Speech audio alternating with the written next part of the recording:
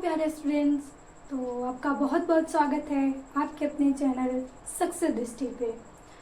तो हम परावर्तन प्रकाश चैप्टर्स पढ़ रहे हैं। तो उसमें हमने बहुत सारे टॉपिक क्लियर कर लिए हैं, जैसे प्रकाश क्या होता है, प्रकाश का परावर्तन कैसे होता है, फिर प्रतिबिंब किरण आरेख कैसे बनता है, फिर हमने UV-F RF में उत्तल और अवतल दर्पण के लिए संबंध भी देख लिया। यदि आप इस चैनल पे नए हैं तो प्लीज़ जाके बाकी सारे चैनल को सब्सक्राइब कर लीजिए, ताकि आपको सभी वीडियोस की नोटिफिकेशन मिल जाए, और प्लेलिस्ट में जाके आप सारे लेक्चर को देख लीजिए, ताकि आप ये चैप्टर अच्छे से पढ़ सकें और अपने एग्जाम में अच्छा कर सकें।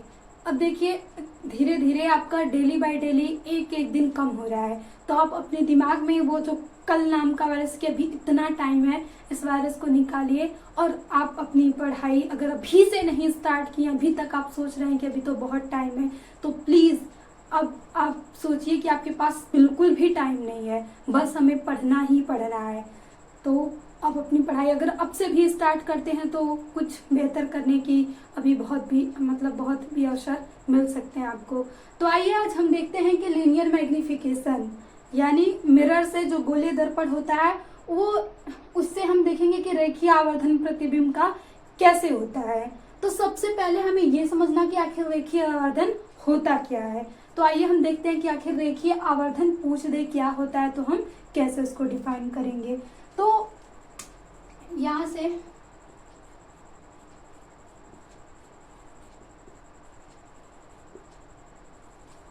प्रतिबिंब की लंबाई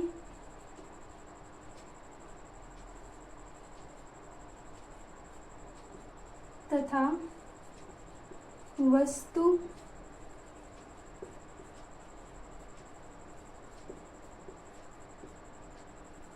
की लंबाई का अनुपात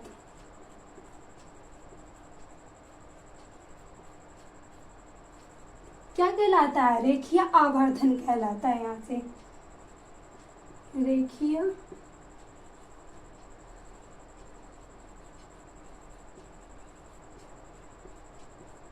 आवर्धन कहलाता है।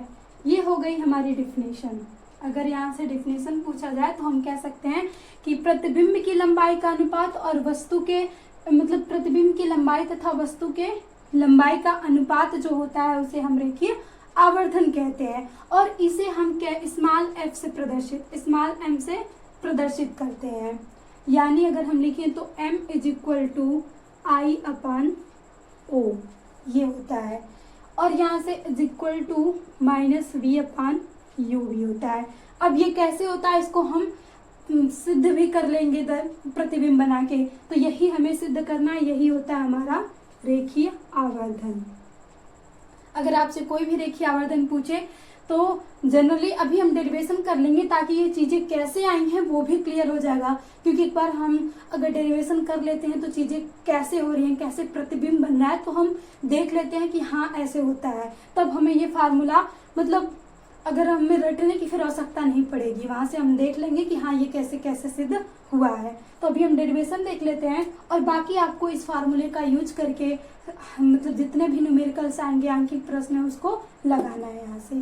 तो आइए हम देखते हैं कि आखिर इसका डेरिवेशन कैसे हुआ है। तो ये था हमारा प्रतिबिंब रेखीय आवर्धन, जिसे m से हम प्रदर्शित करते हैं, और m = I/O और -U/V होता है।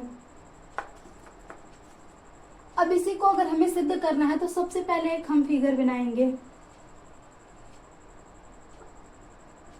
ये हो गया हमारा अवतल दर्पण, क्योंकि अवतल दर्पण में जो हमारा परावर्तक सतह होता है वो दबा हुआ होता है। यहाँ पे हम एक ध्रुव खींच लेते हैं, ये हमारा P हो गया। अब यहाँ पे हम वस्तु रख लेते हैं। तो सबसे पहले ये समांतर जाती है, तो होके कहाँ से जाती है? फोकस से। ये हो गया हमारा फोकस, यहाँ से आई और यहाँ से चली गई। अब दूसरी किरण को हम यहाँ से वक्रता केंद्र से गुजार देते हैं।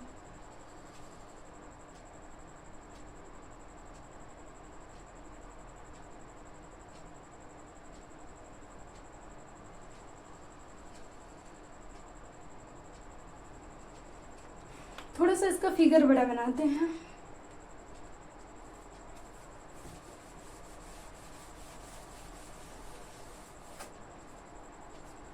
गया हमारा रेखीय आवर्धन। अब ये कैसे आया है इसको हम सिद्ध करते हैं। तो आइए हम देखते हैं ये कैसे सिद्ध होता है।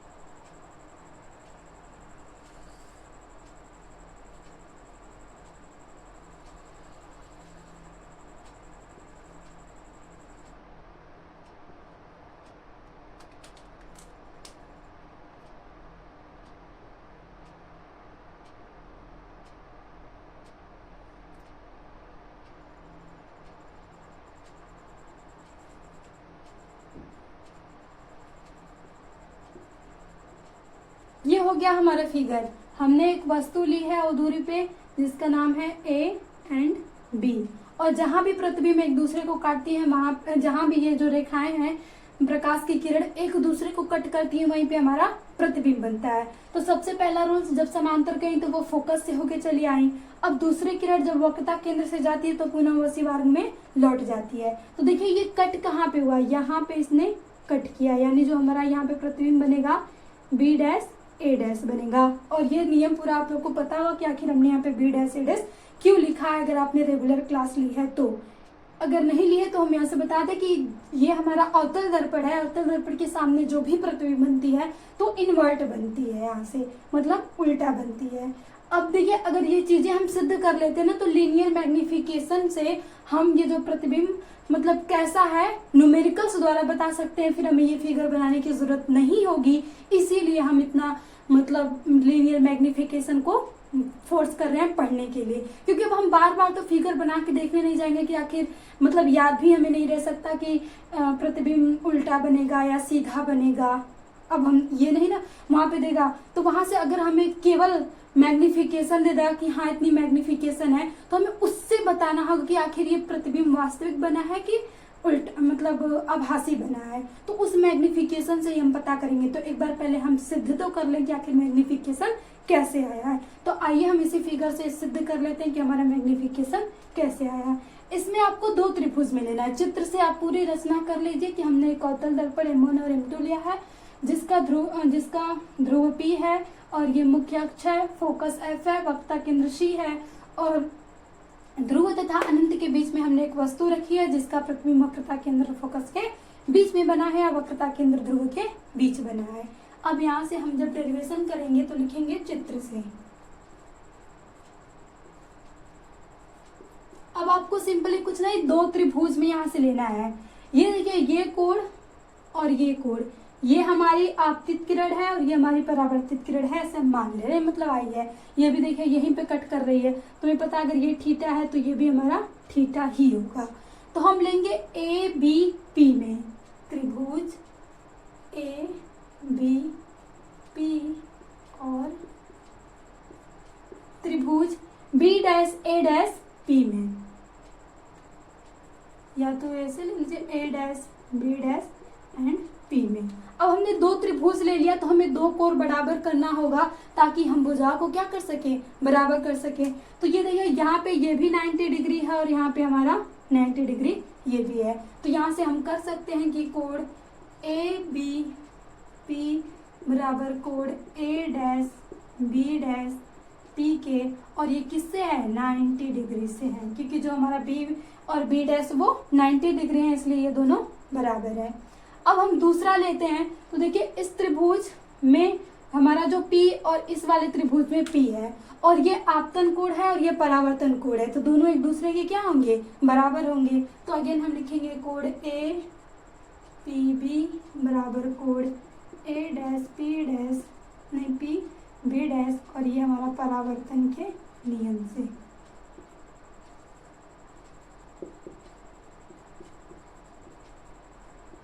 ये हो गया हमारा दूसरा परावर्तन के नियम से। अब यहाँ से हमने दो कोण बराबर कर लिया, अब हम भुजाओं को बराबर कर सकते हैं। तो यहाँ से हम या तो लिख सकते हैं कि हम A dash B dash upon A B is equal to, ये दूरी मतलब इस भुजा को हम बराबर मतलब इस भुजा का अनुपात इस भुजा का अनुपात इस भुजा के अनुपात के बराबर होगा, यानी बी डैश पी और बी पी, ये होगा हमारा। यहाँ से हम इसको भुजाओं को बराबर कर सकते हैं। हमने देखिए इस भुजा का और इस भुजा का अनुपात, ये जो हमारी दूरी है बी पी मतलब वस्तु की दूरी और जहाँ प्रतिबिंब की दूरी, ये दोनों हमारे दोनों का अनुपात क्या हो गया, बराबर हो गया। यहाँ से इस त्रिभुज से हमने भुजा को बराबर कर दिया। अब बस यहीं पे हमें क्या करना है, मान रख देंगे और मान रखेंगे, देखते हैं हमें क्या मिलता है। तो हमारी ए बी, जो ए बी है ये हमारी ऑब्जेक्ट की लंबाई है, और जो ये ए डैश बी बना है ये हमारी आई है। मतलब आई को हम कहेंगे कि वो वस्तु की क्या है, मतलब प्रतिबिंब की लंबाई है, और जो हमारा वस्तु की लंबाई है। तो यहाँ से देखिए हम ए डैश बी डैश लिखेंगे तो लिखेंगे आई, और आपको निर्देशांक से अगर आप देखें तो यहाँ से अगर ये मान लीजिए ये हो गया और इधर बना ले तो हमारा ये प्लस होता है इधर, और इधर इधर हम माइनस लेते हैं, और ये दूरी हम जब ऊपर मापते हैं तो प्लस लेते हैं और नीचे जब लेते हैं तो माइनस लेते हैं। ये निर्देशांक के अनुसार होता है कि इधर प्लस होता है इधर माइनस होता है, ऊपर प्लस होता है नीचे माइनस होता है। तो जो हमारा आई होगा वो क्या होगा, माइनस होगा, और ओ हमारा ऊपर है तो ये प्लस हो जाएगा चिन्ह के अनुसार। ए बी आई है और ए डैश बी डैश हमारा आई हो गया, और बी और ए और बी हमारा ओ, ऑब्जेक्ट की लंबाई हो गई। अब बी डैश पी क्या है, तो देखिए बी डैश पी ये हमारा प्रतिबिंब बना है तो ये दूरी हमारी वी कहलाएगी। और हम यहाँ से मापते हैं, ध्रुव से कोई भी दूरी मापते हैं तो ये हमारा प्रकाश के विपरीत दिशा में है, तो हम कह सकते हैं कि हमारा वी भी क्या होगा, माइनस होगा। अब हम यू भी लेंगे तो ये हमने ऑब्जेक्ट रखा है तो यहाँ से पूरी दूरी हमारी कितनी होगी, यू होगी। तो यहाँ से हम दूरी मापेंगे तो ये भी हमारी माइनस में ये आएगी। अब यहाँ से हम ये माइनस से माइनस कैंसिल आउट हो जाएगा, तो I upon O is equal to B upon U लिख सकते हैं। अब इस आई को, क्योंकि लीनियर मैग्निफिकेशन क्या होता है, प्रतिबिंब की लंबाई और वस्तु की लंबाई का अनुपात होता है, वहां पे माइनस होता नहीं, तो इस माइनस चिन्ह को हम क्या कर देंगे, यहाँ से माइनस आई अपॉन ओ, ये जो माइनस है इस माइनस को हम इधर भेज देंगे, तो ये हमारा हो जाएगा यहाँ से फॉर्मूला। अब ये हमारा क्या है, m है, यही तो m होता है, तो यही हमें यहाँ से सिद्ध करना था। ये हमारी प्रतिबिंब की लंबाई और वस्तु की लंबाई के अनुपात को हम m कहते हैं, तो हमारा ये, इसे हम या तो m लिखें या ये सभी एक दूसरे के बराबर है। इस पूरे को भी हम m लिख सकते हैं, इस पूरे को भी हम m लिख सकते हैं। अब यहीं से अगर हमें कोई भी न्यूमेरिकल्स होगा तो आसानी से लगा सकते हैं।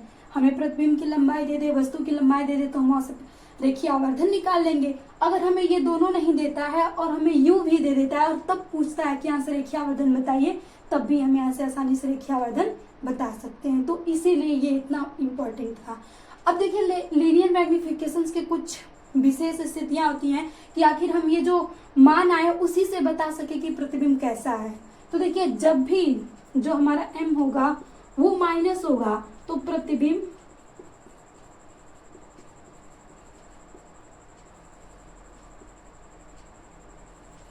वास्तविक होगा, इतना याद रखिएगा। और जब भी m हमारा प्लस होगा तो जो हमारा प्रतिबिंब होगा वो आभासी होगा।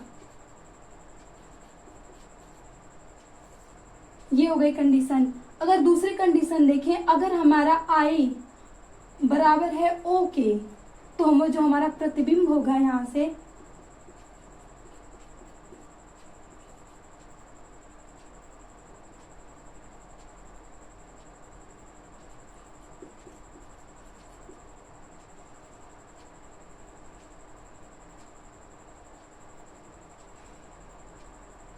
अब मान लीजिए यहाँ से I जो भी लंबाई है, तो मतलब वस्तु की लंबाई और प्रतिबिंब की लंबाई अगर मतलब यहाँ से कुछ भी माना है, मान लीजिए ये अगर हमारा I अभी यहाँ से अगर हम I को मान लें कि वो 2 है और हमारा O भी अगर 2 है, तो प्रतिबिंब हमेशा वस्तु के समान होगा, वस्तु के समान लंबाई का होगा।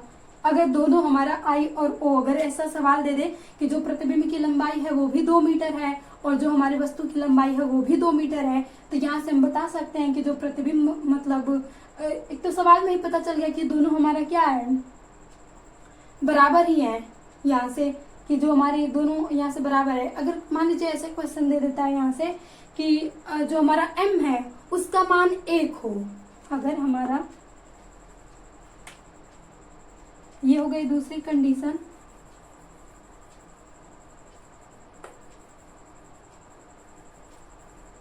अगर यहाँ से हमारा m 1 हो तो हम कह सकते हैं कि प्रतिबिंब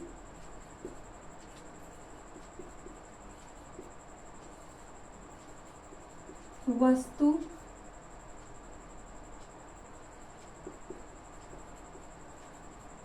के समान लंबाई का बनेगा। यदि m का मान 1 आता है तो वहां से आप कह देंगे कि प्रतिबिंब जो बनेगा वस्तु के समान लंबाई का बनेगा। अगर हमारा m माइनस है तो प्रतिबिंब वास्तविक होगा, यदि हमारा m प्लस है तो प्रतिबिंब आभासी होगा। ये हमारे आवर्धन की कुछ विशेषताएं होती हैं जहां से क्वेश्चन बन सकता है। अगर एमसीक्यू में दे देगा कि अगर जो रेखीय आवर्धन है वो माइनस है तो प्रतिबिंब कैसा होगा, वास्तविक होगा, आभासी होगा, तो हम वहां से लगा देंगे कि वास्तविक होगा। अगर m का मान पॉजिटिव आता है तो हमारा प्रतिबिंब आभासी होगा। अगर m का मान 1 आता है तो वस्तु और प्रतिबिंब की लंबाई हमारी बराबर होगी। ये होता है हमारे पूरा रेखीय आवर्धन। अब इससे बाहर रेखीय आवर्धन से कोई भी क्वेश्चन हमें नहीं लग रहा है कि बनने वाला। बस अगर आप इतना अच्छे से पढ़ लेते हैं तो आप जो भी क्वेश्चन आएगा फटाफट यूं करके दे सकते हैं। यहाँ से भी देख लिया। अगर सिंपल सी बात है कि अगर जब हमारा m, अब इस फिगर से भी तो हम बता सकते हैं कि इधर बना है तो रियली वो माइनस होगा। अगर मान लीजिए इस फिगर को दे दे और पूछे कि हमारा रेखीय आवर्धन बताए तब भी हम बता सकते हैं। अगर हमें कुछ मान दे दे रेखीय आवर्धन का कुछ मान तो वहां से भी हम बता सकते हैं कि प्रतिबिंब वास्तविक है कि आभासी है, कि बड़ा है या छोटा है। तो ये था हमारा पूरा रेखीय आवर्धन का कॉन्सेप्ट। आई होप आपका पूरा डाउट क्लियर हो गया होगा। अगर अभी कोई डाउट रह जाता तो प्लीज़ कमेंट बॉक्स में ज़रूर अपना डाउट्स लिखें, हम पूरी कोशिश करेंगे उसका आंसर देने के लिए। तो थैंक यू, मिलते हैं नेक्स्ट सेशन।